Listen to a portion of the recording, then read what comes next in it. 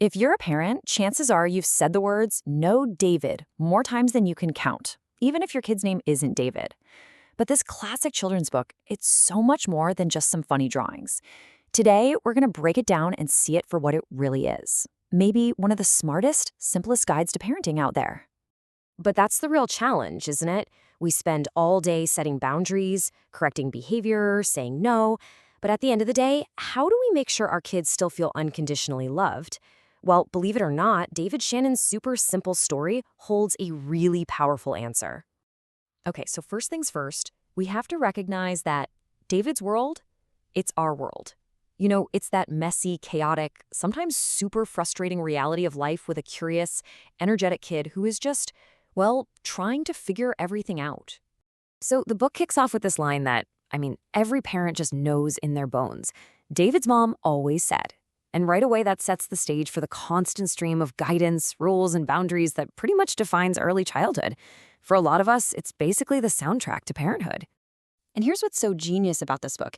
It takes that constant no, no, no that we say all day and turns it into this rhythm, a symphony of loving limits, you could say. So let's just listen to a few of the greatest hits, shall we?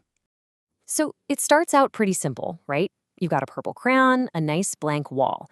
To David, that's a masterpiece waiting to happen. To his mom, it's boundary number 1 for the day. A firm, clear, no, David.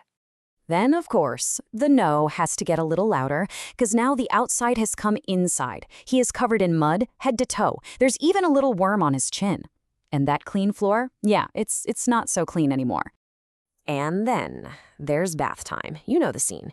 It starts out totally innocent. He's playing with his toys, a little shark, a pirate hat, and then it escalates. Fast. His mom isn't saying no to the fun, right? She's saying no to the miniature flood that's now pouring all over the bathroom floor.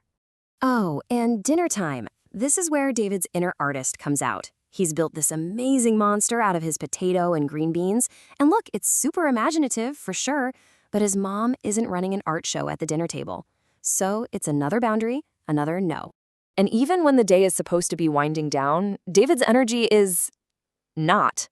He's a superhero in cowboy boots, right? The blanket is his cape, the bed is his trampoline. It's that classic last-touch burst of energy that needs, you guessed it, one more firm boundary. Okay, so up until now, all this stuff has been pretty minor, right? Just little infractions. But this is where the story pivots. It moves from just simple rule-breaking to a moment where an action has a real, solid consequence. And this is where the lesson gets a whole lot deeper. All right, so let's set the scene for this breaking point. It all starts with a simple request: David, put your toys away. And as you can see, David has a lot of toys. The book shows something like 30 different toys just scattered all over the place. And we're not talking about a little bit of clutter here. This is maximum chaos. You've got a Viking hat on a lamp, a clown just sitting on top of the TV, and enough Legos on the floor to make any parent's foot just cringe in fear. The sheer volume of this mess is just overwhelming, and it really sets the stage for what happens next. So instead of cleaning up, what does David do? He decides it's the perfect time to play some baseball inside the house. And the action has an immediate and pretty destructive consequence: a shattered vase and a broken ballerina figurine. And just like that, in an instant, all the fun is over. But here's the really important part. Look at David's reaction. He's not angry or defiant. He's genuinely remorseful. He's crying. The book is super clear that he didn't mean to do it, but the consequence happened anyway. And wow, that is such a huge lesson for him and for us parents. And right at that moment, when David is at his absolute lowest, sitting there in the corner, the entire feeling of the book just flips.